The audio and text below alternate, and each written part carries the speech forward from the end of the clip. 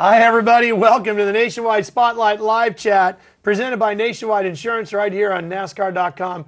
Ralph Shaheen with you, joined today by Brad Keselowski. So if you have any questions for Brad, just hit them right up there on NASCAR.com. They'll show up right here, and we'll fire them off in Brad's direction. So, Brad, let's get things started. Now, you began, before your driving career, actually wrenching for the family operation, didn't you? Yeah, one of the things that I felt privileged to do growing up was actually get to work on some race cars, and I think you have a better appreciation for them, and just probably a larger fanfare for the sport. Because I love the racing, I love the driving, but I also love the mechanics of it. I love to try and understand how my race car works, and try to understand what it takes to make it go every week, and even just simple things like getting it to the racetrack, and those things are always fun to me. Well, racing was certainly the family business for the Keselowski, so you had to start at a pretty young age, I assume. Yeah, I started, I would say, at an age that was old enough for the people to put up with me, which was not that long ago. But it's funny, we were telling stories the other day about, I can remember my first few days in the shop where I was actually allowed to touch something, and I remember the days where they'd be like, hey, here's a torch, go cut something, and thinking, wow, this is awesome. Some kids spent their summer vacation, playing sports teams and stuff like that. I spent it with fire, and cutting stuff, and like that was awesome to me. Right. So I'm very privileged, I would say. Worst job you had to do? Oh, that's simple. Taking out the trash. Oh, yeah. I've got this great story about that. My parents, we had this race team, and we had this dumpster, and being the young guy, I just take out the trash. And I always managed to have like the smallest trash cans you could possibly have. And they would fill up like 5 times a day, the trash can. So I'd keep taking the trash out. And, I'd take them out to the dumpster, and we had this dumpster. And it was a fairly good-sized dumpster, but it only got picked up once a month. So, eventually, end of the month came, it was full. It was ready to go. And so my parents would make me get in there and step on it and, pack it down so you could fit in the last week or so. And I can remember as a kid, I was maybe 10, 12 years old, saying, well, why can't we just get them to pick it up like twice a month or something? Yeah. And my parents tell me, well, that costs too much, and we're trying to save money. And, so when I got older in life, I finally was able to afford my own dumpster for my house and for my racing stuff.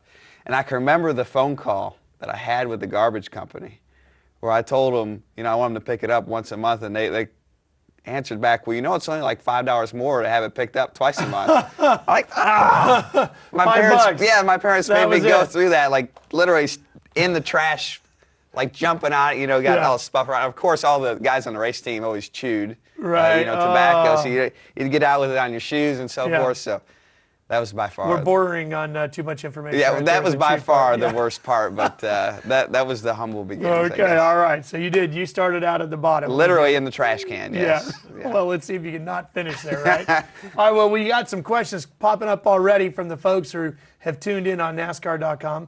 Lodianne Pick asks, what is the most difficult transition point from Nationwide to Sprint Cup in regards to getting the car up front and keeping it there?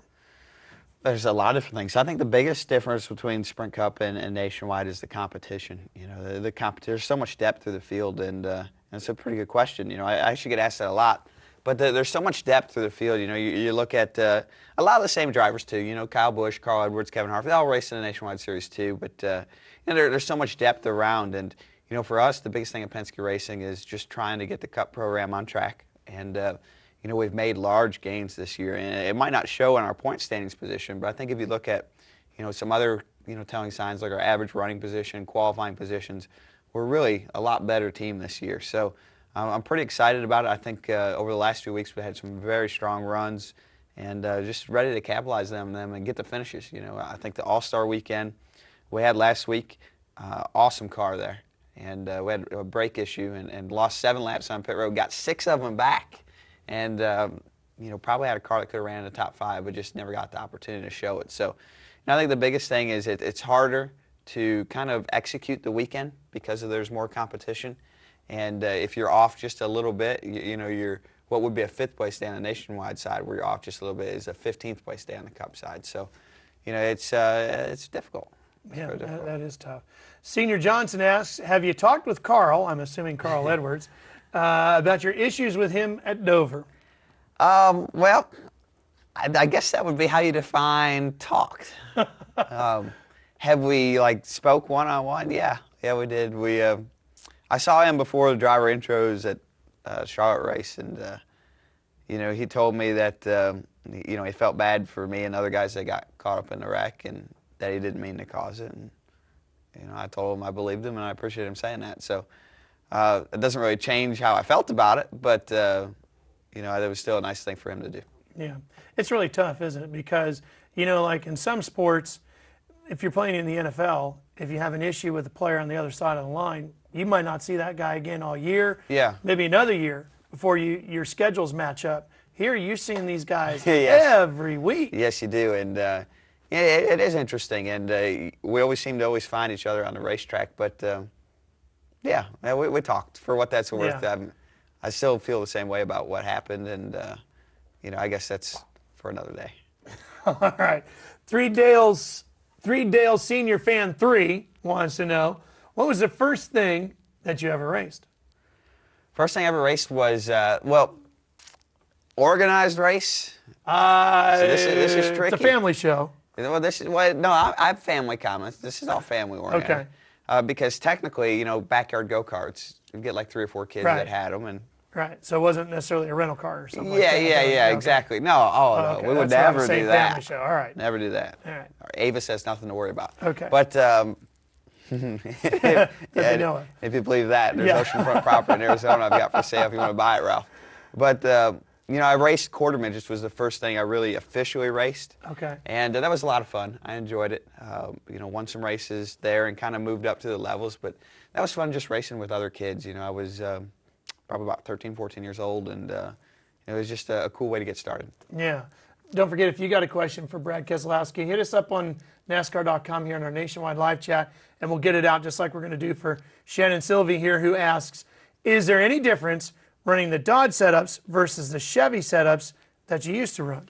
Well, I think there are differences between the Dodge program and the Chevrolet program. Obviously I ran the Chevrolet program, or ran a car for them. I shouldn't say the program, but I ran a car for them when I was at Hendrick, and now Dodge's at Penske Racing. And I think some of that gets overstated. A lot of what Dodge provides us, or really any of the manufacturers provide us, is technical support.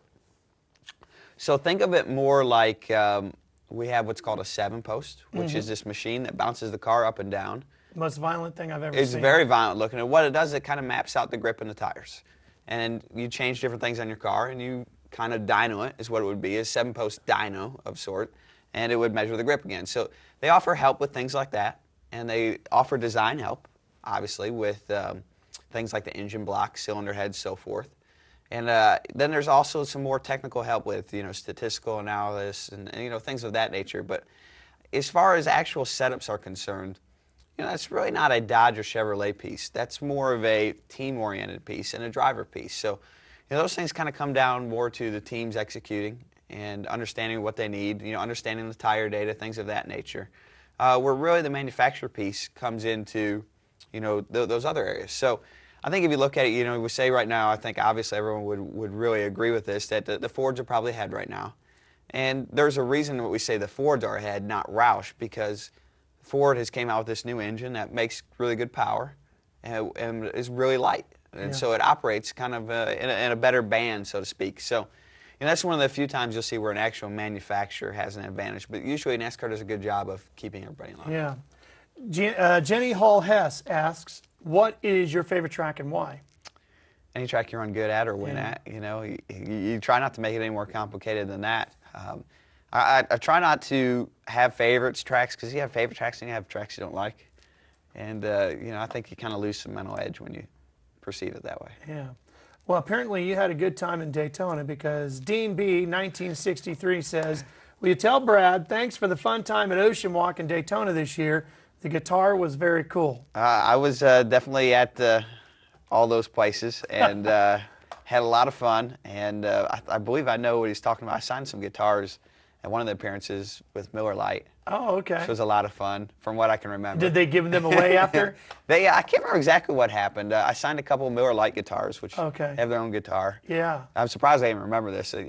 I remember because there were a couple of very good-looking girls at the party. That's why I remember. There you go, single guy. Yes, yeah, but that was good. Nice, good, yeah. nice. How does that how's that race car driver card play out in the single guy world? It's a little overrated, Yeah. to be honest. Hey, It's a little overrated, car but driver? it's a good problem to have. Yeah. Yes.